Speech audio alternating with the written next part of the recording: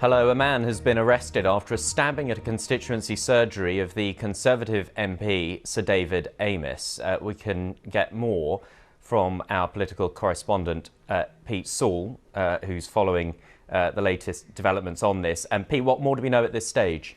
Well, Ben, very limited information at the moment, but we know that according to his Westminster office that we've spoken to in the past few minutes or so, that a stabbing has happened in his constituency. So David Amess was having, as a lot of MPs do on a Friday, their regular constituency surgery in Leigh-on-Sea. Essex Police have confirmed that they have arrested a man following reports of a stabbing there. But again, those are the bits of information that we have at the moment. We're still trying to establish if indeed it is Sir David Amess who has been stabbed, what his condition might be. But already, as you might imagine, tributes flooding in from all over the political spectrum. David Amess, a really quite popular figure in Parliament. He's been an MP since 1983. Most regularly known, I suppose, in the Commons for standing up and calling for his constituency of Southend to be granted city status. But take, for example, Labour's deputy leader, who said she's horrified by these reports. The business minister, Paul Scully, dreadful to hear. A relatively newly elected Conservative MP, and Deanna Davison, describing Sir David Amess as one of the kindest, most supported, most dedicated people that she knows. Now, as I say, we don't yet know the full details here, but inevitably people will think back to what happened in the run-up to the EU referendum in 2016, the tragic murder of Jo Cox in her constituency in West Yorkshire. We're hoping clearly that a similar thing hasn't happened here, but obviously we'll try to get more information on it.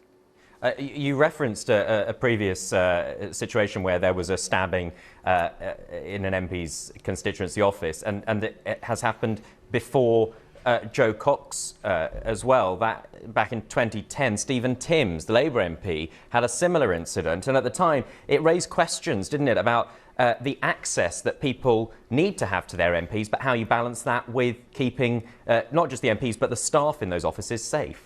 Absolutely. There's always a balancing act, isn't there, between access to democracy and security of these individuals. Now, a lot of MPs have complained in recent years about an increase in abuse, perhaps made worse by social media in recent years. Obviously, we had the whole Brexit issue, a hugely divisive issue.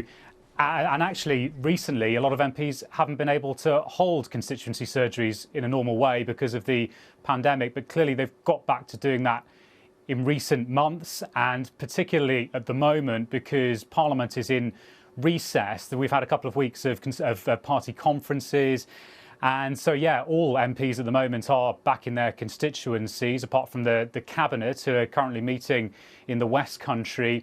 But yeah, I think a lot of them will have quite liked the idea that they can get back to having face-to-face meetings with their constituents. It's a really important part of our democracy in this country. But inevitably, there will be questions asked following this case if it proves to be the case that Sir David Amess has been seriously injured here.